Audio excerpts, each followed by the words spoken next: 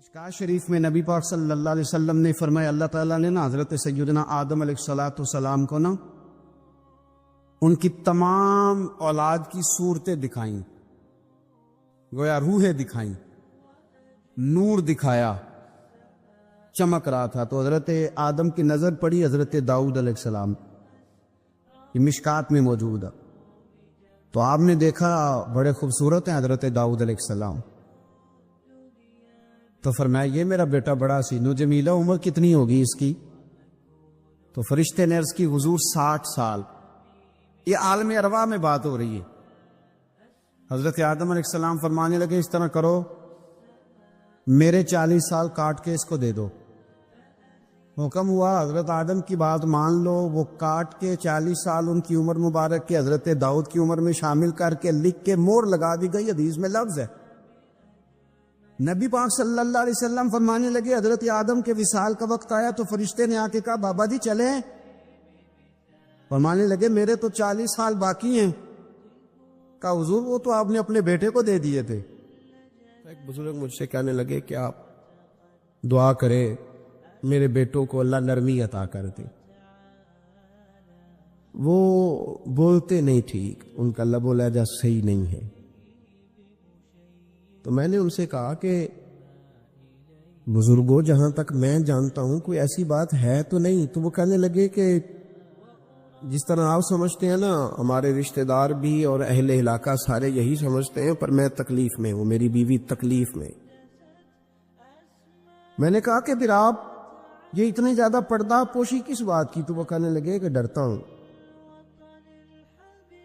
اگر لوگوں کے سامنے ہم بات کرتے ہیں تو لوگ کہتے ہیں کہ تم نے تربیت نہیں صحیح کی، اگر میں بات کرتا ہوں تو لوگ مجھ پہ شک کرتے ہیں، کہتے ہیں تم نے رزق نہیں صحیح کھلایا۔ تو میں درد میں رہتا ہوں، کپڑا اٹھاؤں گا تو میرا اپنا بدن برہنہ ہو جائے گا۔ یار وہ کتنی تکلیف میں ہے باپ جو اپنے سگے بیٹے سے بات نہیں کرتا کہ پتہ نہیں کہاں سے بولے گا، کیا جواب دے گا میری بات کا، یعنی ڈرتا ہے، سہما ہوا رہتا ہے۔ یہ نوجوان ذرا غور کریں، ان لفظوں کی تکلیف محسوس کریں کہ اماں کہتی ہے کہ بھئی میں نہیں اس سے بات کرتی، اس لیے کہ وہ بڑے سخت جملے کہتا ہے، مجھ سے نہیں سہے جاتے، کوئی اور بات کرے۔ یعنی جس کی ماں بھی اس سے بات کرتے ہوئے ڈرے، جس کا والد بھی اس سے بات کرتے ہوئے سہم جائے،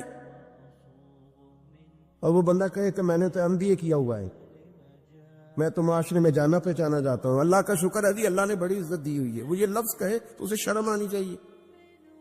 جس کے استاد بھی اسے کام بتاتے ہوئے ڈرے کہ بدتمیز ہے، نہیں کرے گا کہ نہیں۔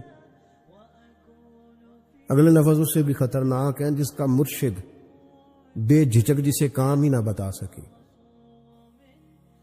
اور جس کو کام کہنا ہی چھوڑ دے،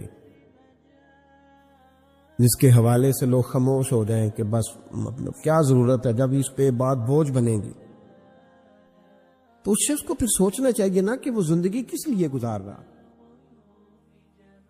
اس کا پھر انداز کیا ہے۔ بزرگ جن کی وجہ سے تکلیف میں ہو، آزمائش میں ہو، درد میں ہو، اور یار جو آدمی نیک ہو رب فرماتا ہے اس کا تو میں حیا کرتا ہوں، اللہ کہتا ہے اس کی تو میں قدر کرتا ہوں، میں اس کی۔ دیکھیں نا میرے نبی کریم صلی اللہ علیہ وسلم نے فرمایا جب سفید داڑھی والا شخص قبر میں جاتا ہے، یہ ترمذی کی حدیث ہے، تو رب کریم فرماتا ہے فرشتوں اسے عذاب نہ دینا، مجھے حیا آتی ہے، یہ سفید بال لے کے آ گیا۔ تو جس کی اللہ حیا کرے اس کی میں نہ کروں، اس کی نوجوان نہ کرے، اس کا سیان، جس کی اللہ حیا کرے اس کی ہم حیا ہی نہ کریں، ہمارا لب و لہجہ خطرناک اور خوفناک حد تک چلا جائے، ہمیں دھب اور سلیقہ ہی نہ ہو، ہم کہیں او گرم خون ہے جی ذرا احتیاط سے بات کرنا، کیا معنی ہوا اس بات کا؟ گرم خون اور ہوتا ہے اور بے ادبی والا خون اور ہوتا ہے، ان دونوں میں فرق ہوتا ہے۔ حضرت سعد بن معاذ رضی اللہ تعالیٰ عنہ نبی پاک صلی اللہ علیہ وسلم کے پاس آئے تو ان کے قبیلے کے کچھ نوجوان بھی وہاں بیٹھے تھے۔ حضرت سعد بن معاذ ان میں سے بوڑھے تھے، بزرگ تھے، اور جب وہ آئے تو وہ نوجوان بیٹھے رہے نبی کریم صلی اللہ تعالی علیہ وآلہ وسلم نے پہلے ان نوجوانوں کو دیکھا، جناب کے ساتھ کچھ دیر رہے اور چلے گئے، تو اللہ کے رسول علیہ السلام نے فرمایا تمہارے قبیلے کا بڑا تھا، تم نے اٹھ کے استقبال ہی نہیں کیا، تم نے توجہ ہی نہیں کی، تم نے اعزاز ہی نہیں دیا، تم نے یہ خیال نہیں کیا کہ ایک بڑا آیا ہے، تم نے اس کو تکلیف دی۔ اعزاز، اکرام، بھئی کیا حرج ہوتا ہے تھوڑا سا اگر کسی بزرگ کو جگہ آگے دے دی جائے؟ اس میں کیا فرق پڑتا ہے کہ اگر آپ کسی لائن میں لگے ہوئے ہیں تو کسی بوڑھے کو کہیں کہ جناب بابا جی آپ آ جائیں۔ وہ میرے بھائی کون سا وجود کا کوئی حصہ ٹوٹ جاتا ہے اگر کسی ضعیف کو، کسی بوڑھے کو یہ کہا جائے کہ آپ لائن سے نکل جائیں اور یہ بل مجھے دے دے میں جمع کرا دیتا ہوں؟ کیا تکلیف ہوتی؟ ہمارے ہاں تو بوڑھوں کی چارپائیاں گھر میں اب علیحدہ رہتی ہیں، الگ رہتی۔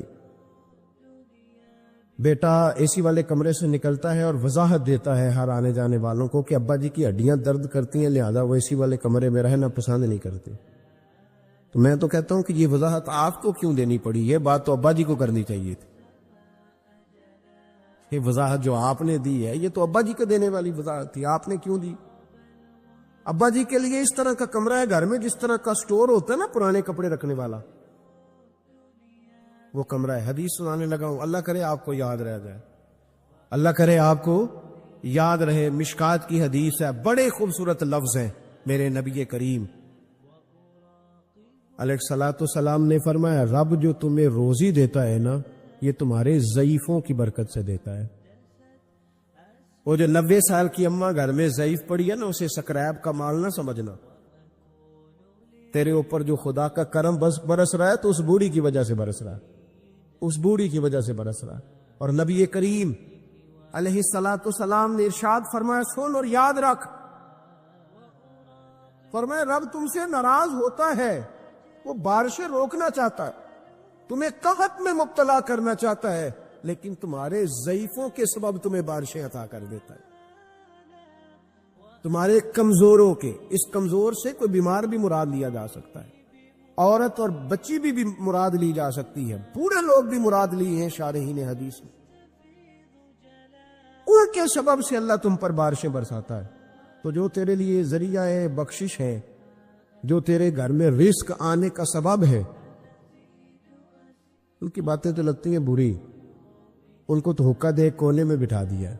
اور اگر کبھی دل کرے تو تعارف کراتے ہیں آنے والے مہمانوں سے کہ یہ ابا جی ہے، اس سے زیادہ کوئی ان کا گھر میں کردار نظر نہیں آتا۔ یہ ظلم ہے، یہ زیادتی ہے۔ بوڑھوں کا اکرام کرنا، ان کو پیار دینا، ان کو اعزاز دینا، ان کو ہمیشہ سربراہ بنا کے رکھنا، ان کے ساتھ اس طرح کا رویہ رکھنا کہ جیسے کسی بڑے شان والے آدمی۔ میں اکثر یہ رونا روتا ہوں، میں کہتا ہوں کہ ابے کی بھی عزت ہو سکتی ہے پر شرط یہ ہے کہ ابا امیر ہونا چاہیے۔ اگر تو ہو نا 6-7 مربع زمین کا مالک تو پھر تو پوتے کیا پڑ پوتے بھی پیر دباتے، لیکن اگر اس بوڑھے بیچارے کو بچوں سے خرچہ لینا پڑے تو پھر اس بیچارے کی کوئی حیثیت ہے؟ ہمارے استاد ایک بات سنایا کرتے تھے، وہ کہتے تھے کہ ایک آدمی نے دعوت پکائی ولیمے کی تو اس نے باہر پہرے دار کھڑے کیے، کہا کوئی غریب آدمی نہ اندر آئے، سارے امیر ہی آئے۔ اور میرا تجربہ یہ ہے کہ اب غریبوں کو شوق ہو گیا امیروں کو دعوت دینے کا۔ ناراض تو نہیں ہو گئے آپ لوگ؟ یہ میں تجربے کی بات کر رہا ہوں۔ کبھی کسی غریب کے فنکشن میں جانے کا اتفاق ہوتا ہے نا تو مجھے یوں لگتا ہے کہ اس کا دل تھا کہ غریب کوئی بھی نہ آئے۔ غریب کو دعوت دینا پسند ہے تو امیر تو پہلے نہیں اسے بلاتا، تو پھر بلائے گا کون؟ اس نے شیخ صاحب نے ولیمہ اپنے بیٹے کا کیا تو باہر جو پہرے دار تھے ان سے کہا کہ کوئی غریب آدمی اندر نہ آئے، امیر بندے صرف۔ اور نبی پاک صلی اللہ علیہ وسلم نے ایسے ولیمے پر لعنت برسائی ہے، فرمایا لعنتی ہے وہ دعوت جس میں صرف امیر آئیں اور غریب نہ آئیں۔ اس نے کہا بھی صرف نہ امیر لوگ آئیں۔ تو ایک بندہ تھا بڑا امیر لیکن بیچارہ نہ کئی کام کاج سے اٹھ کے ہی آ گیا، تو کپڑوں کو اسی طرح مٹی وٹی لگی ہوئی، تو دیر ہو رہی تھی، گھر جاتا چینج کرنے تو لیٹ ہو جاتا، تو ایسے ہی آ گیا۔ جب وہ آیا تو پہرے دار کھڑا تو اس نے کہا دوڑ جا، تیرا کوئی مطلب نہیں ہے یہاں۔ اس نے کہا یار میں سیٹھ آدمی ہوں، بدرا کپڑے نہیں بدلے۔ اس نے کہا سیٹھ ہوتا تو تیرے کپڑوں سے پتہ نہ چلتا۔ میرے بھائی وہ شخص کہتا ہے کہ میں نے کہا مجھے جانے دو اندر. کہنے لگے تیرے کپڑے نہیں دعوت والے. کہتا ہے میں وہاں سے واپس گیا دوڑا. آپ کو پتا ہے نا کپڑے بھی اب اللہ خیر کرے. ایک سنگی نو میں ایک دن کیا تو کالی اینک لائی سی خیر ہے کہندا موٹر سائیکل تے کٹا پیندا. کوئی دنوں تو بعد کار وچ بھی لا کے بیٹھا سی. میں کہ ہن کنوں میں کی پوچھاں, ہن تے بہتر ہے اینو چٹی سوٹی بھی نال دیاں. بھئی کیا اس سے انسان کا قد بڑھتا ہے؟ وہ ہے بات کرنے والی. جہاز میں اس دفعہ میں واپس آ رہا تھا تو جہاز میں ایک نوجوان کالی اینک لگا کے پھر رہا. اب ڈر لگتا ہے نا, آپ کو پتا ہے کسی سے بات کریں گے وہ کیا جواب دے گا. تو کیا ان چیزوں سے قد بڑا ہوتا ہے آدمی کا کہ وہ تھوڑا سا جناب مطلب باہر آئے. مجھے تو کمزور لگتے ہیں ایسے لوگ. اپنے لب و لہجے میں, اپنے انداز میں, اپنی طبیعت کے حساب سے, اپنے سٹائل میں آپ زندہ رہیں.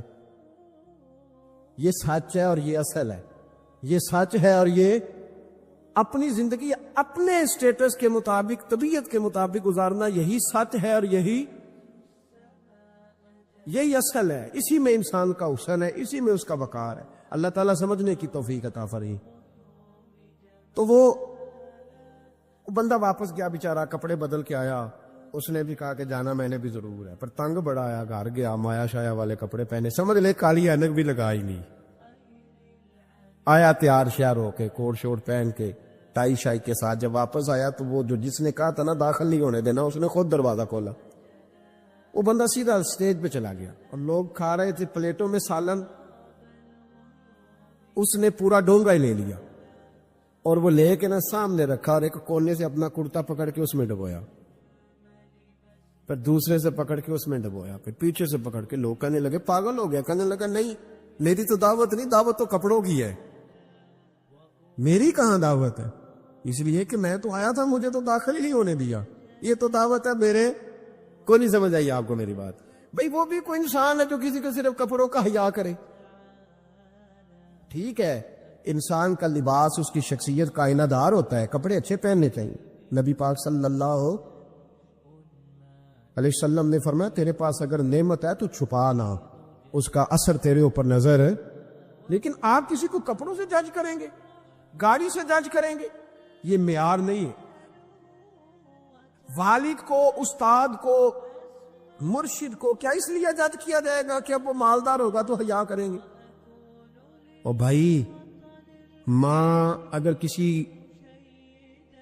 کھیت میں بیٹھ کے اپلے بھی تھاپ رہی ہو نا, اور وقت کا شیخ الحدیث کسی بہت بڑی مسجد میں بیٹھ کے حدیث بھی پڑھا رہا ہو, اماں وہاں اپلے تھاپ رہی ہے, تو اس محدث وقت بھی جنت اسی ماں کے قدموں کے نیچے, وہیں سے اسے جنت ملے گی. یہ نہیں ہو سکتا کہ وہ کہے جنت کہیں اور سے مل جائے گی. بے شک وہ بیچاری اپلے تھاپ رہی ہے, گوبر کے ساتھ کام کر رہی ہے. میری بات کی سمجھ آ رہی ہے؟ بزرگوں کا اکرام کریں, احترام کریں, ان کو ادب دینا سیکھیں, ان کے ساتھ لحاظ والا رویہ اختیار کریں. نبی کریم علیہ السلام کے صحابی حضرت ابو ہریرہ رضی اللہ تعالیٰ عنہ فرماتے ہیں کہ حضور سید عالم علیہ الصلوۃ والسلام کے پاس میں بیٹھا تھا تو چند نوجوان حضور کے پاس بیٹھے تھے. جہاں ہم بیٹھے تھے وہاں جگہ کچھ تنگ تھی. ایک بزرگ آ گئے سفید داڑھی والے, انہوں نے سلام لی. نبی پاک نے سلام کا جواب دیا تو حضور نے نوجوانوں پہ 2-3 دفعہ نظر ڈالی. وہ بیٹھے رہے, ان کو جگہ نہیں دی, تھوڑے سمٹے نہیں. تو کہتے ہیں رسول پاک علیہ الصلوۃ والسلام نے بات کی تو میں کانپنے لگا. اللہ کے حبیب نے فرمایا من لم یرحم صغیرنا ولم یؤکر کبیرنا فلیس منا. فرمایا جس کو چھوٹے پہ شفقت نہیں کرنی آتی اور جس کو بڑے کی عزت نہیں کرنی آتی, اس کا تو ہم سے تعلق ہی کوئی نہیں. فلیس منا, وہ ہم میں سے. فرمایا وہ آئے, تم نے جگہ ہی نہیں دی. یہ سفید داڑھی والے شخص کا اکرام نہیں کیا, اس کو تم نے جگہ ہی نہیں دی. اور ہم لوگ یہ سمجھتے ہیں, یہ نوجوان یہ سمجھتے ہیں کہ ہم نے کون سا بوڑھے ہونا ہے, ہم نے کون سا بوڑھے ہونا, ہم نے تو سدا جوان ہی رہنا. ایک کلرک نے نا ایک دفعہ کسی بہت بڑے رائٹر کو کہہ کہ اپنے نام سمیت, اس نے کہا تھا میرا نام, ایڈریس, فون نمبر سمیت یہ بات اپنے کالم میں درج کر دو. اس نے کہا کہ میں کلرک تھا, تنخواہیں وغیرہ دیتا تھا کسی بینک میں یا کسی ایسے ادارے میں ملازم تھا جہاں میں وہ چیزیں دیا کر. تو کہتے ہیں کہ میں وہاں یہ کام کرتا تھا تو بوڑھے لوگ، آپ کو پتا ضعیف لوگ آتے ہیں بیچارے پینشن لینے، کسی بچے کی منت کرتے ہیں، وہ لے کے جاتا ہے، بابا جی کو یہ بھی نہیں پتا انگوٹھا کہاں لگانا، فارم کیسے فل کرنا ہے. تو یہ سرکاری عہدوں پہ بیٹھے لوگ معاذ اللہ تنگ ہوتے ہیں اور کئی دفعہ غلط جملے استعمال کرتے ہیں.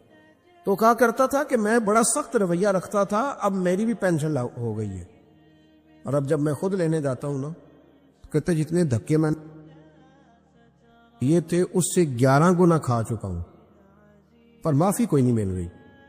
تو لوگوں کو یہ میرا نام لے کے ایڈریس سمیت بتا دے کہ اگر اپنا بڑھاپا سیو کرنا چاہتے ہیں تو اپنی جوانی محتاط کریں. اگر اپنا بڑھاپا سیو کرنا چاہتے ہیں تو اپنی جوانی، اور بڑھاپے میں باتیں برداشت جوانی میں برداشت ہوتی ہیں، بڑھاپے میں تو لفظ صحیح بھی نہیں جاتے، آنسو خود بخود نکل جاتے ہیں جب بچہ بات کرتا ہے. سنو یہ نوجوان یہ حدیث یاد کر لیں، یہ طبرانی میں موجود ہے. میرے نبی کریم علیہ الصلوۃ والسلام نے فرمایا یہ حدیث یاد کر لینی ہے. پڑھیے درود صلی اللہ ہو، پھر کہیے صلی اللہ ہو، چلے تیسری دفعہ بھی پڑھ لے صلی اللہ ہو. رسول پاک علیہ الصلوۃ والسلام نے فرمایا جو شخص اپنی جوانی میں کسی بوڑھے کی عزت کرے گا، جب وہ بوڑھا ہوگا تو اللہ اسے کئی گنا بڑھ کے اس کی عزت کرائے گا. اس کی کی گئی عزت سے کئی گنا بڑھ کے رب پھر اس کی عزت کرائے گا. نوجوان اکرام کرنا سیکھیں، بزرگوں کا احترام کریں اپنے بڑوں کے ساتھ، اور بڑوں میں جتنے بھی صاحب فضیلت بڑے ہیں، آپ کا جو استاد ہے وہ آپ کے لیے بڑا قابل احترام ہے، بڑا قابل احترام ہے. میں ماسٹر کی ڈگری لینے کے بعد اب بھی کبھی گاؤں میں اپنی پرائمری کے ٹیچروں کو دیکھتا ہوں، اب بھی تو احساس پیدا ہوتا ہے کہ یہ اگر ہمیں وہ الف بات آسانہ نہ پڑھاتے، شروع کی کتابیں یہ المدہ عام نہ پڑھاتے، تو پھر اس سے آگے بھی ہمیں پڑھنا نہ آتا. اور اگر آپ کو اللہ تعالیٰ سمجھ دے نا، توفیق دے، تو یہ سمجھیں کہ جو چھوٹا استاد ہوتا ہے اس کی محنت زیادہ ہوتی ہے. ہاں یونیورسٹی والے جو ٹیچر ہیں تو لیکچر لے کے چلے جاتے ہیں، تو وہ جس نے رٹا لگایا نا پہاڑے یاد کرانے کا، وہ جس نے آپ کو املا لکھنی سکھائی ہے نا، اس کی محنت، اگرچہ اس کی تعلیم میٹرک PTC ہے، اگرچہ اب آپ اس سے کئی گنا زیادہ تعلیم حاصل کر گئے، لیکن اصل مشقت اس قاری صاحب کی ہے جس قاری نے آپ کو قاعدہ پڑھایا ہے، جس نے تلفظ ٹھیک کرایا ہے. ابتدائی کتابوں کے اساتذہ کی مشقت زیادہ ہوتی ہے، بڑے لوگ تو لیکچر دے کے چلے جاتے ہیں. تو بھائی ادب کرنا سیکھیں. میرے رسول پاک صلی اللہ علیہ وسلم نے ارشاد فرمایا، حضور فرمانے لگے ایک تیرا باپ وہ ہے جس کی صلب سے تو پیدا ہوا، اور ایک تیرا باپ وہ ہے جس نے اپنی بیٹی دے کے تجھے بیٹا بنایا، اور فرمایا ایک تیرا باپ وہ ہے جس نے تجھے تعلیم دی. وہ تیرا باپ ہے، اس کا اکرام کر، اس کا ادب. اور حضرت مولا علی شیر خدا نے تو شیروں جیسی بات ہی کر رہی. بڑے لوگ بڑی بڑی باتیں، اتنی بڑی بات اس موضوع پر میں نے تلاش کیا ہے، میں نے بڑے لوگوں کو پڑھا ہے اس عنوان پر، لیکن اتنی بڑی بات کہیں نہیں ملی.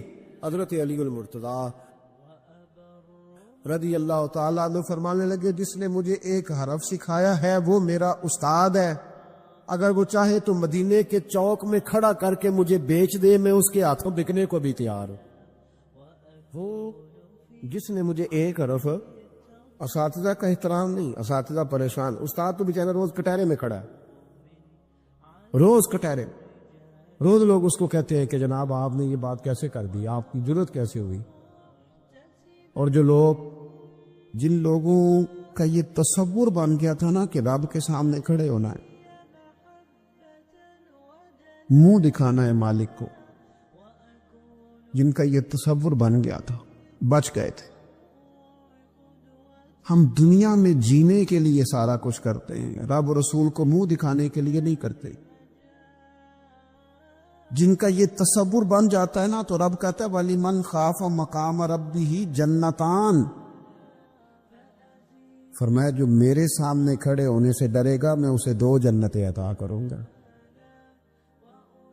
وہ سمجھ جائے، اس کے لیے 2 جنتیں ہو جائیں گی. بڑا روتے ہیں لوگ، میں نے روتے دیکھے ہیں، دولت کے لیے، دنیا کے لیے، دوستوں کی بے وفائی پر، اپنے بچوں کی نافرمانی پر، پیسے نہیں ہیں تو رو پڑے، فلانے نے مجھے تنگ کیا تو رو پڑے۔ لوگوں کے لیے روتے ہیں، انسانوں کے لیے روتے ہیں، رب کے لیے رو کے دیکھ۔ اور نبی اکرم صلی اللہ تعالی علیہ وسلم نے فرمایا اگر تم اپنے رب کو کما حقہ پہچان کر دعا مانگو گے نا تو تمہاری دعاؤں سے پہاڑ بھی ہل جایا کریں گے، لیکن یہ دو چیزیں پیدا کرو، ایک تو اللہ کا خوف تمہارے دل میں آئے اور دوسرا معرفت الہی کا شوق پیدا۔ اگر طبیعت کے اندر یہ چیزیں پیدا ہو جائیں، خوف خدا نصیب ہو جائے اور صحیح معنوں میں نصیب ہو۔ آج کل بڑا لوگ کہتے ہیں اللہ سے ڈر، پر دوسروں کو جب مال خرید رہے ہوتے ہیں پھر کہتے ہیں اللہ کا خوف کر، اور جب بیچ رہے ہوتے ہیں تو، جب کسی کو پیغام دین دے رہے ہوتے ہیں تو کہتے ہیں اللہ کا خوف کر، اور جب تیرے تک بات پہنچتی ہے تو پھر معاملہ ختم ہو گیا۔ میں ذمہ داری سے کہتا ہوں یہ جو کچھ ہمارے ہاں ہوتا ہے نا، عوام سے ڈر کے، عالمی میڈیا سے ڈر کے، قوم سے ڈر کے، اس سے آدھے کام بھی اگر رب سے ڈر کے کریں تو قوم کا بھی بھلا ہو جائے گا، لوگوں کا بھی نفع ہو جائے گا۔ اگر آدھا کام بھی ڈر کے کیا جائے، کچھ تھوڑا سا اپنے دل میں خشیت، اللہ کا خوف۔ حضور فرمانے لگے جتنا مکھی اور مچھر کا پر ہوتا ہے نا، اگر اتنے آنسو رب کے خوف سے تیری آنکھ سے نکل گئے تو حضور فرماتے ہیں جس طرح بھینس کے تھنوں سے نکلا ہوا دودھ دوبارہ تھنوں میں نہیں نہ جاتا، اگر کوئی اتنا بھی رو پڑا جتنا مکھی اور مچھر کا پر ہوتا ہے تو اس بندے کو اللہ دوزخ میں داخل نہیں کرے گا۔ شرط کیا ہے؟ اللہ کے خوف سے، رب کے خالصتاً اللہ کے خوف سے۔ اور تھا لوگوں کو اللہ کا خوف، رب کے سامنے کھڑا ہونا تو ڈرتے تھے۔ حضرت عمر کا جب آخری وقت آیا تھا تو اپنے بیٹے سے کہا تھا مجھے اٹھا کے زمین پہ رکھ دو، میں اپنی پیشانی زمین پہ رکھ کے اپنے رب سے معافی مانگ۔ حضرت عثمان غنی جیسے لوگ جب قبر کو دیکھ لیتے تھے تو پھر تڑپ کے ان کی ساری داڑھی آنسوؤں سے بھر جاتی۔ حضرت مولا علی شیر خدا رضی اللہ تعالیٰ عنہ نماز کی نیت باندھنے لگتے تو وجود کانپتا، راشا طاری ہو جاتا۔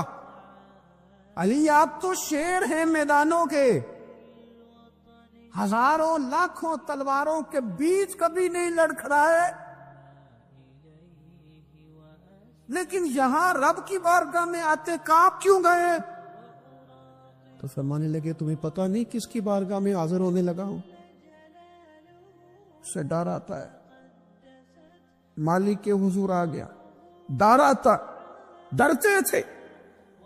میرے نبی پاک علیہ السلام نے فرمایا اللہ کا خوف یہ دانائی ہے، یہ حکمت ہے۔ اور صحیح بخاری میں لفظ ہیں، نبی پاک صلی اللہ تعالی علیہ وسلم نے فرمایا ایک شخص تھا، بخاری مسلم میں موجود ہے، ایک بندہ تھا، اسے نہ بڑا ڈر آتا تھا کہ رب جب سوال پوچھے گا تو میں نے کیا جواب دینے ہیں۔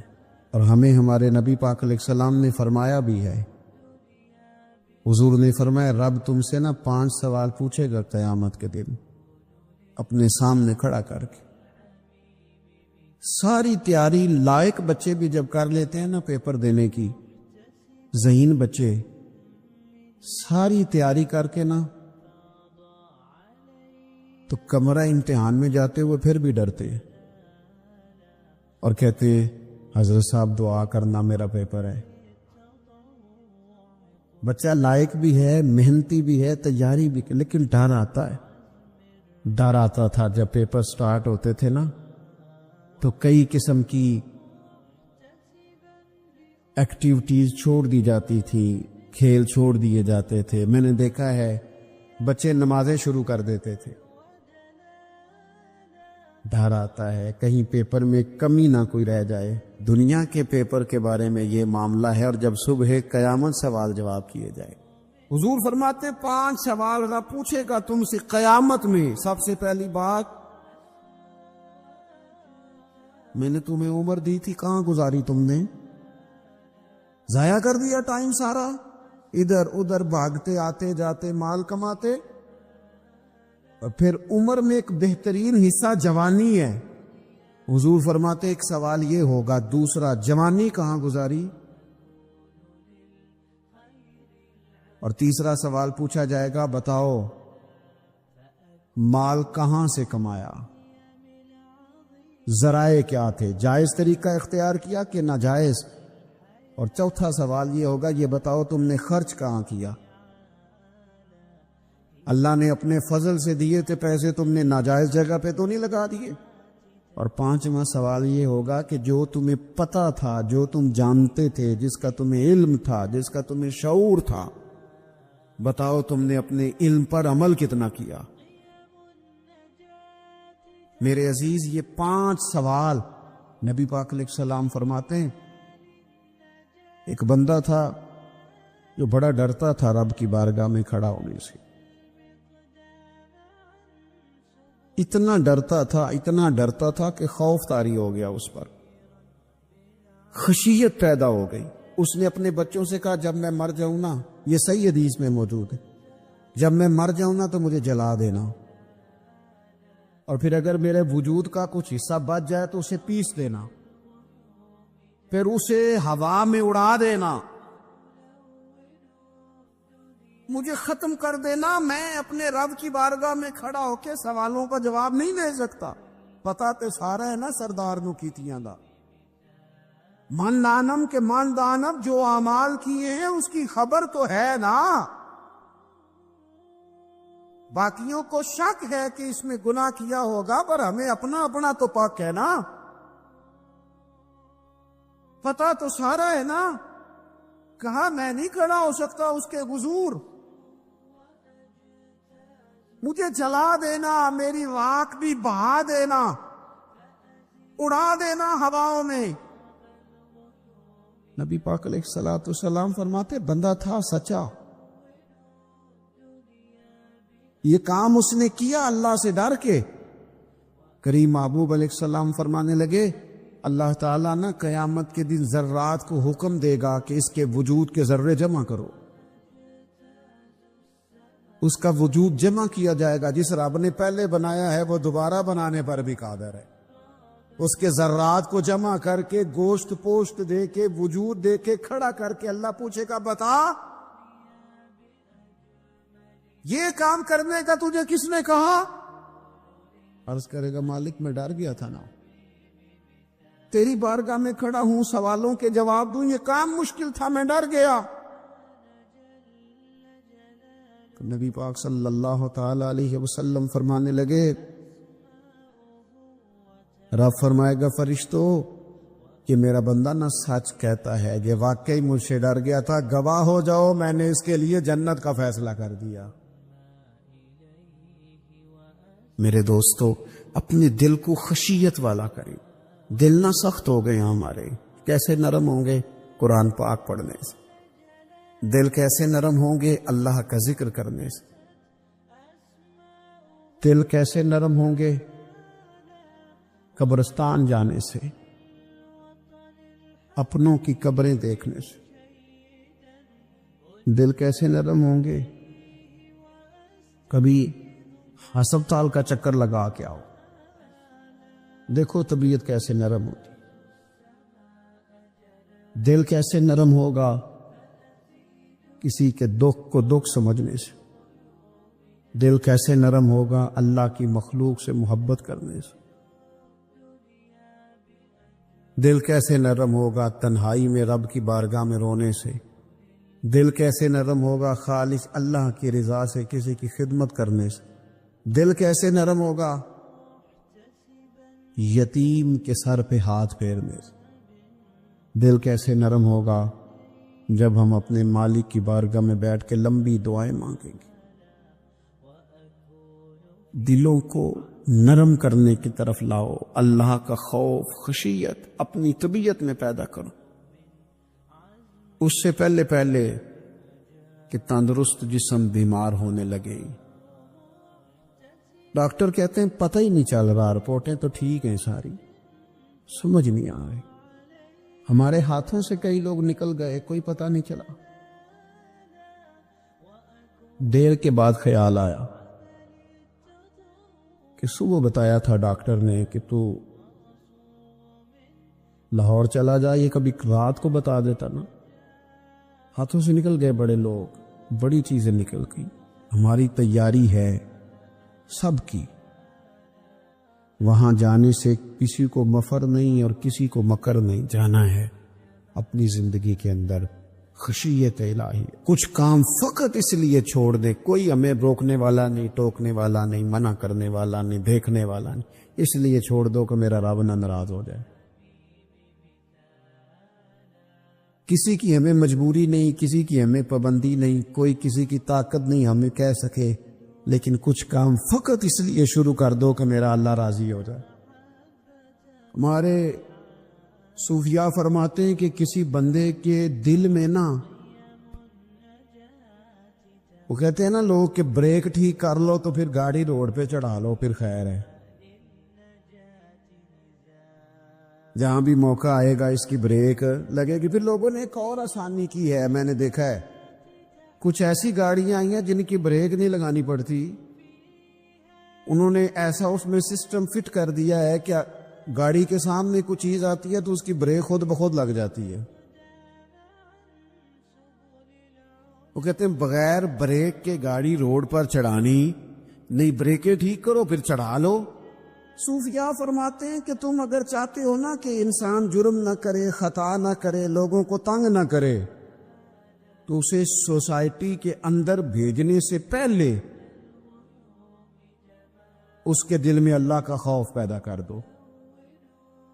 اگر اس کے دل میں تم خدا کا خوف پیدا کر دو گے، پھر تم اسے جہاں بھی چھوڑ دو گے وہ کوئی نقصان نہیں کرے گا. لیکن اگر خوف خدا نہیں نہ ہوگا،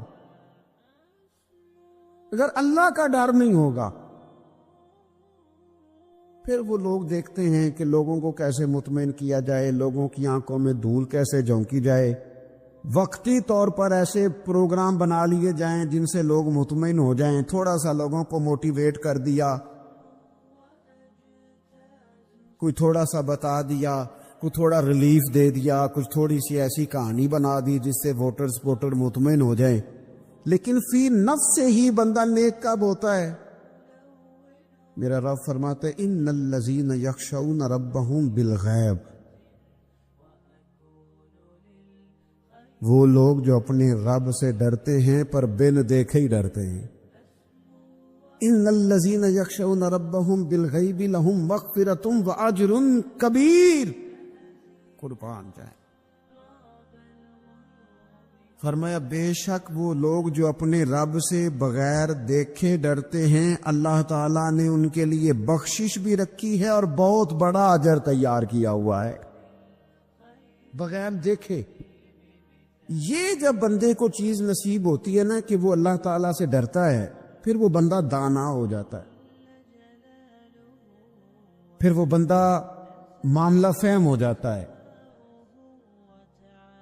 وہ بندہ سمجھدار ہو جاتا ہے. قرآن مجید نے کہا یا ایھا الذین آمنوا ان تتقوا اللہ یجعل لکم فرقان.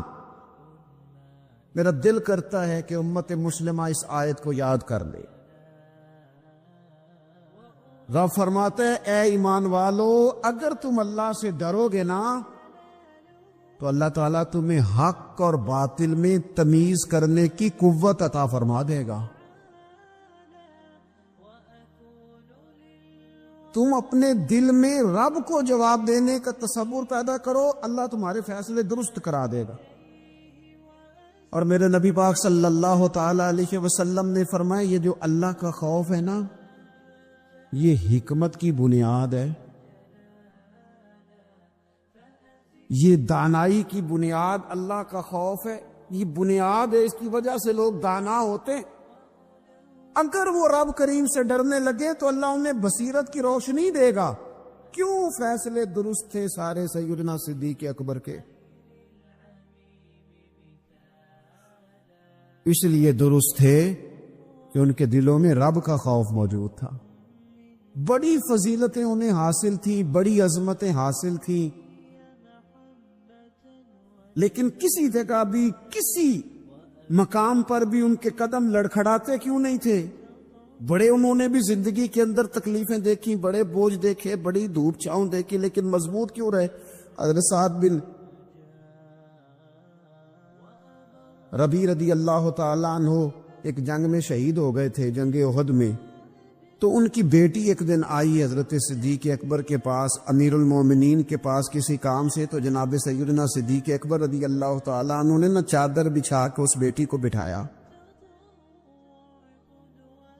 اور خود حضرت صدیق اکبر چادر سے نیچے بیٹھ گئے، خود زمین پہ ہیں. اسے آپ نے اعزاز کے ساتھ کپڑے پہ بٹھا رکھا ہے. حضرت عمر فاروق رضی اللہ تعالیٰ عنہ آئے اور آ کے عرض کرنے لگے، حضور یہ خاتون کون ہے، بیٹی کون ہے جس کو آپ نے اس قدر زیادہ فضیلت کی جگہ پہ بٹھایا ہے؟ تو حضرت صدیق اکبر رضی اللہ تعالیٰ عنہ فرمانے لگے کہ یہ اس شخص کی بیٹی ہے جو تم سے بھی افضل تھا، مجھ سے بھی افضل تھا. تو حضرت عمر فاروق رضی اللہ تعالیٰ عنہ عرض کرنے لگے، حضور ہم تو یہ سمجھتے ہیں کہ نبیوں کے بعد سب سے افضل آپ ہی ہیں، تو یہ جو آپ سے بھی افضل تھا اس کا کیا معنی ہے؟ حضرت صدیق اکبر فرمانے لگے